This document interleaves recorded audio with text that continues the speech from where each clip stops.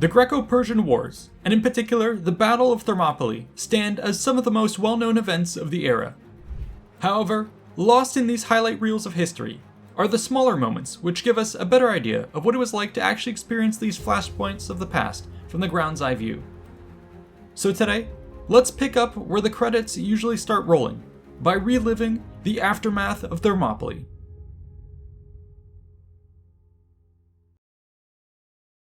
Today's video is sponsored by the Amazon App Store, and I'd like to introduce you to World of Tanks Blitz. It's a free-to-play MMO game where you drive war machines into massive 7-on-7 battles featuring over 400 vehicles, 30 maps, and 8 modes. It's easy to learn, fun to play, and what's more, the game is always improving. For instance, recent updates overhauled the aiming system, implemented quality of life and graphical changes, added a new branch of Japanese heavy tanks, and rolled out with a marathon of fantastic modes. In addition, the special event, The Mystery of the Lost Pyramid, is particularly exciting with the sinister Medjay and Pharaoh tanks which guard the treasures within. Right now is a great time to download and play World of Tanks Blitz, which is available for cross-platform action on iOS, Android, macOS, Steam, and the Nintendo Switch. So click our link in the description and check it out on the Amazon App Store, where you can save up to 20% and receive a $100 Amazon gift card giveaway by creating an account and leaving a comment with your username. Enjoy, and happy hunting. In late spring of the year 480 BC, after years of preparation, Xerxes invaded Greece with the largest army and fleet the world had ever known. His engineers constructed a pontoon bridge across the Hellespont to allow the army to march across from Asia into Europe.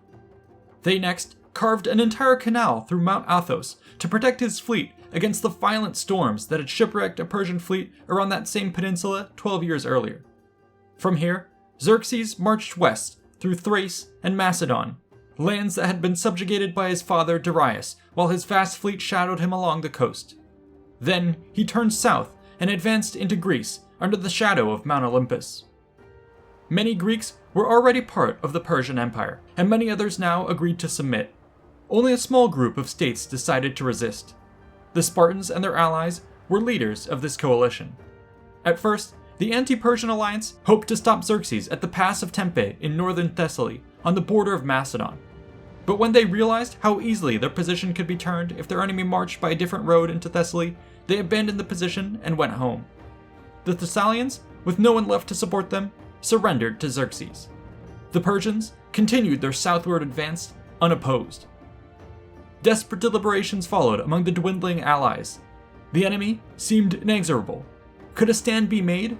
And if so, where would that be? Whose homes would be abandoned beyond this line of defense? Finally, a plan was advanced to hold the invaders by land and sea at Thermopylae and Artemisium respectively, while fallback defenses were prepared. These positions gave the defender a huge strategic advantage to hold against a numerically superior force. Unfortunately, logistical and religious limitations prevented a full force from being deployed at the hot gates immediately. However, perhaps heeding prophecy, Leonidas would lead a vanguard force to hold the pass, along with a large contingent of local allies and the fleet. Herodotus reports the following, quote, "He now came to Thermopylae with the appointed 300 he had selected, all of whom had sons. The Spartans sent the men with Leonidas on ahead so that the rest of the allies would see them and march, instead of Medizing like the others if they learned that the Spartans were delaying. At present, the Carnea was in their way, but once they had completed the festival, they intended to leave a garrison at Sparta and march out in full force with all speed. The rest of the allies planned to do likewise, for the Olympiad coincided with these events. They, accordingly, sent their advance guard, not expecting the war at Thermopylae to be decided so quickly. This is what they intended, but the Hellenes at Thermopylae, when the Persians drew near the pass, fearfully took counsel on whether to depart. The rest of the Peloponnesians were for returning to the Peloponnese and guarding the Isthmus of Corinth, but the Phocians and Locrians were greatly angered by this counsel. Leonidas voted to remain where they were and send messengers to the cities, bidding them to send help, since they were too few to ward off the army of the Medes. What followed were 3 hard-fought days of combat. At sea, the fleet clashed in a series of engagements, while on land, the Greek allies held a wall across the pass against constant assaults. Time and again, the Persians were kept at bay. Eventually, however, the invaders discovered a mountain path around the rear of this position. Tradition pins blame on the traitor Ephialtes, but the revelation could just as easily have come from the Thessalians. Once discovered and the guards bypassed, it doomed the resistance. Thus, on the morning of the third day, most of the defenders were dismissed by Leonidas. Those who remained would hold to the last in a final rearguard action. This included the 300 Spartans, 700 Thespians, and 400 Helots. Forsaking the wall, they now charged to meet the Persians in the more open areas of the pass. Here is how Herodotus describes the scene. Quote, "Now, however, they joined battle outside the narrows, and many of the barbarians fell, for the leaders of the companies beat everyone with whips from behind, urging them ever forward. Many of them were pushed into the sea and drowned. Far more were trampled alive by each other, with no regard for who perished. Since the Hellenes knew that they must die at the hands of those who had come around the mountain, they displayed the greatest strength they had against the barbarians, fighting recklessly and desperately. By this time, most of them had their spears broken and were killing the Persians with swords. Leonidas, proving himself extremely valiant, fell in that struggle, and with him other famous Spartans. 2 brothers of Xerxes accordingly fought and fell there. There was a great struggle between the Persians and Lacedaemonians over Leonidas' body, until the Hellenes, by their courageous prowess, dragged it away and routed their enemies 4 times. The battle went on until the men with Ephialtes arrived. When the Hellenes saw that they had come, the contest turned, for they retired to the narrow part of the way, passed behind the wall, and took their position, crowded together on the hill, all except the Thebans. This hill is at the mouth of the pass, where the stone lion in honor of Leonidas now stands. In that place, they defended themselves with swords, if they still had them, and with hands and teeth. The barbarians buried them with missiles, some attacking from the front and throwing down the defensive wall, others surrounding them on all sides. And as the arrows fell, King Xerxes was victorious. With Thermopylae now his, the gates to Greece were open. Ahead lay the road to Athens. But rather than roll credits or immediately jump ahead to the next major clash at Salamis, let us now slow down the timeline and truly appreciate what happened in the aftermath of Thermopylae. On the battlefield itself, the Greeks record 2 acts of uncommon cruelty which followed immediately after the defeat. The first involved the capture of the Theban contingent. These had ultimately surrendered rather than fight to the death, pledging to submit their city to the Persians in exchange for mercy. This the king accepted, but to drive home his dominance of the Greeks, Xerxes ordered his men to brand the captives in the face with his royal seal.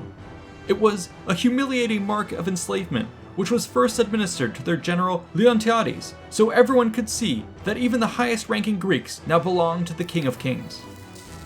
The next act of cruelty occurred when Xerxes sought to deal with the other Greeks which had perished rather than surrender. The mounds of corpses were scoured to uncover the body of Leonidas. When it was found, Xerxes now ordered his men to cut off the Spartan king's head and impale it on a stick. The Lacedaemonians were outraged at this, and would later refuse to do the same when given the opportunity. But for the Persians, it was not unusual. Xerxes' father, Darius, boasted that he had done far worse to the kings who rebelled against him early in his reign. He did this because the Persian kings presented themselves as rulers of the entire world and protectors of divine order and justice. Anyone who rejected their power and fought against them was not just an enemy of the Persians, but of all people and the gods and their plan for the world. This cosmic injustice could not go unpunished. It was crucial then, not just to win battles against a rebel like Leonidas, but to inflict the king's wrath on his body. This display of Leonidas' mutilated corpse showed everyone how righteous and powerful the King of Kings really was. According to Herodotus, Xerxes' next power move was to put the rest of the dead on display. In an apparent act of propaganda, he would lay out the 4,000 Greeks across the field, whilst only leaving 1,000 Persian dead across from them. The rest of the supposed 19,000 casualties, meanwhile, were secretly buried in a mass grave outside of view. The battlefield thus having been prepared, Xerxes opened the field to his army and the men of the fleet. The Persians were suitably impressed. They thought all the Greek dead were Spartiates, even though, as Herodotus points out, there were many other warriors and even helots among them. This tale of the hidden dead makes for a nice story, but it should not necessarily be taken at face value. For instance, we might question how such reports would have made their way to Herodotus in the first place. After all, much of the Persian land army consisted of foreigners who would not have been in a position to pass on the story. The fleet, meanwhile, which was crewed by many Greeks, was in fact not witness to the hiding of the dead, as is the very point of the tale itself. Thus, a plausible interpretation is that the number of Persian dead was not as catastrophically high as claimed by later Greek sources. Xerxes' trick, therefore, may have been a convenient way for Herodotus to both elevate the true scale of Greek heroes whilst painting the Persians in an even more negative light. Whatever the case, once the victorious Xerxes had completed his affairs at the Hot Gates, he marched south with his army. The lands of mainland Greece which lay ahead were at his mercy. Under normal circumstances, the Persians were lenient to those who submitted voluntarily and ruthlessly punished those who resisted them. On this occasion, however, the majority of the Greek communities had already made their choice by fighting at Thermopylae and Artemisium. They had elected the way of pain. Xerxes now asserted his authority over his defeated enemies with acts of extreme violence.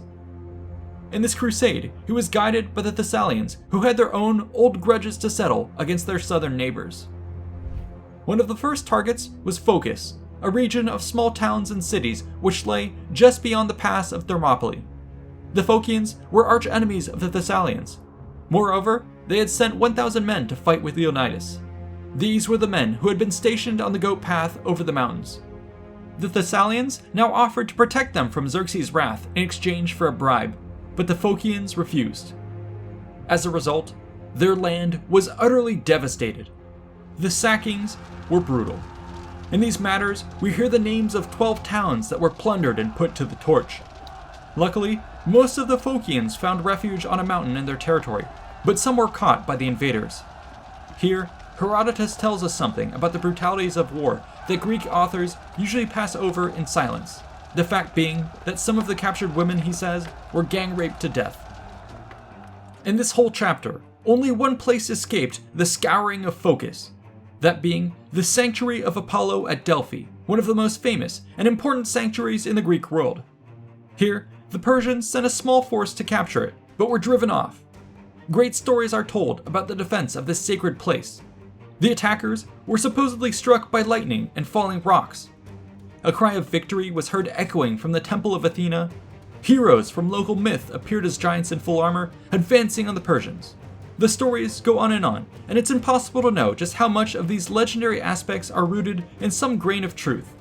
Perhaps there was really a thunderstorm and an avalanche at the exact same moment the Persians arrived. Perhaps the Delphians guarding the sanctuary managed to resist them. But whatever the case, for the wavering Greek alliance though, it was crucially important to believe these myths, as they meant that the gods had stood up in defense of their own shrines and the Greek people. Meanwhile, news of the defeat at Thermopylae spread through the Greek world as the contingents that had left Leonidas on the final morning made their way home. The Greek fleet at Artemisium simultaneously learned of the defeat from its own sentries and was forced to retreat south, warning people to evacuate as they went. The Spartans themselves would have heard what happened from runners and the trickle of men who returned to Laconia. Among them were the only 2 remaining Spartan survivors. Each breath they took was a dishonor to the plaque which would later be set at the site of battle, stating, quote, "Foreigner, go tell the Spartans that we lie here obedient to their commands." And so these men would be shunned as cowards. Pantides is said to have hanged himself, while Aristodemus suffered this shame in silence until given a chance to redeem himself as a lion in the later Battle of Plataea. For now though, the disaster at the pass would plunge the anti-Persian alliance into crisis.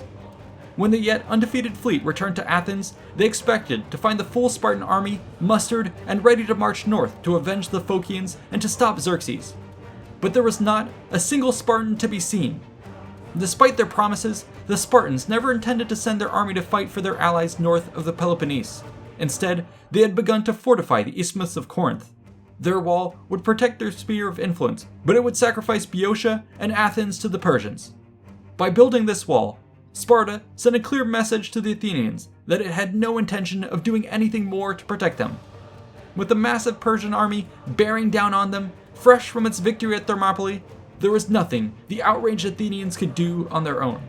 They had no other choice but to evacuate their city and make their last stand with the fleet in exile.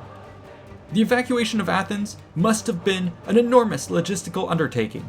A population of several 100,000 had to be removed from farmsteads, villages, and towns across a territory the size of modern Luxembourg. The process would have taken many days, if not weeks, to complete. Messengers would have been sent to the far corners of the country to announce the measure, and people would have to make what preparations they could, pack up, or hide their most precious belongings before making the journey to the newly built port southwest of Athens. It would be here that throngs of refugees would merge with those arriving from further north as central Greek populations fled ahead of the Persian onslaught. It is likely that every trader, cargo ship, and fishing boat that happened to be docked in the harbor was pressed into service like an ancient Dunkirk. Many Athenians were taken to nearby Salamis, but others were shipped across to Aegina or the friendly town of Troezen in the Peloponnese. Such refugees were able to survive thanks to a daily allowance to buy food voted by the assembly and paid by rich ex-magistrates out of their own pockets. While Athens was being evacuated, Xerxes' army wasted no time. The Persians immediately marched into Boeotia. Here, Thebes and most of the other cities in the region submitted immediately to the mercy of the conquerors. But for Thespia and Plataea, their doom was already sealed. After all, the men of Thespia had fought to the death with Leonidas at Thermopylae, while the Plataeans had supported the Athenians a decade earlier at the Battle of Marathon. Persia's justice would not be stayed. Both cities were razed to the ground. Departing the ashes, the invaders now crossed the passes of Kithaeron into Attica, burning and pillaging the countryside as they went. In the last days of summer, Xerxes entered Athens unopposed. But the city was not entirely empty. While most had departed, heeding the counsel of Themistocles to trust in the fleet, some remained behind. They did so with faith in the oracle's prophecy that, quote, "Though all else shall be taken, Zeus the all-seeing grants that the wooden wall only shall not fail."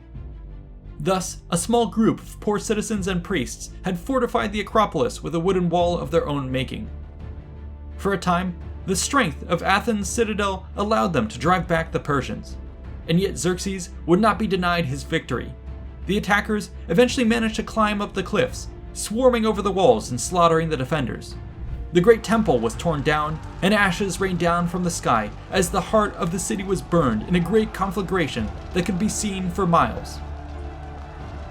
The fall of Athens, in full sight of the Greeks, nearly split their alliance apart. The Spartans viewed their position at the isthmus as the best chance to hold the Persians at bay. And yet, the fleet was needed to protect its flank, and should therefore withdraw immediately to join the defensive position. Why risk an engagement alongside the corpse of an already destroyed Athens? However, the Athenians argued that the straits of nearby Salamis gave the allies a unique advantage to take on the numerically superior Persians. In theory, this could work, but the endeavor was certainly risky. The Peloponnesian allies agreed with the more conservative Spartan approach. Understandably, the Athenians felt betrayed and abandoned. Yet, unable to persuade the allies, they now laid down an ultimatum. If the others would not fight with them at Salamis, then the Athenians would abandon the alliance entirely to found a new city in Italy. This was a serious threat. The Athenians made up more than half of the allied fleet. Without them, the Peloponnesians would have no chance of stopping the Persian navy, which in turn would be able to sail around their peninsula and land troops wherever and whenever it wanted. This would be the end of their cause and the fall of all of Greece.